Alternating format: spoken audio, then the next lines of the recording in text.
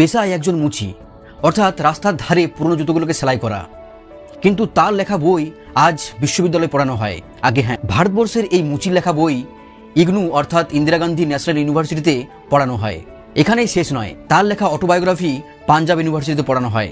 অবাক হচ্ছেন তাই না? কিন্তু এটাই সত্যি। এই মানুষটির নাম দ্বারকা ভারতী।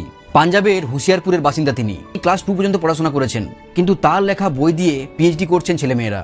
ছোটবেলায় প্রচুর পরিমাণে আর্থিক অভাবের জন্য তাকে পড়াশোনা ছাড়তে হয়, বাবার পেশাকেই তাকে বেছে নিতে হয়।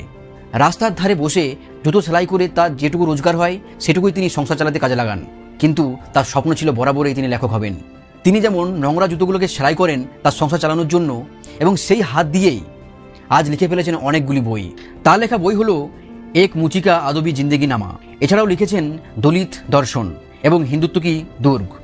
তার প্রতিটি বইয়ে সমাজের বিভিন্ন স্তরের মানুষের কথা তুলে ধরেছেন। দ্বারকাবাবু বলেন যে কোনো কাজ ছোট নয়, তবে তোমার লক্ষ্য সবসময় স্থির থাকতে হবে। তুমি যে কোনো কাজ করো না কেন, তুমি যে জায়গায় থাকো না কেন, তোমাকে চেষ্টা চালিয়ে যেতে হবে।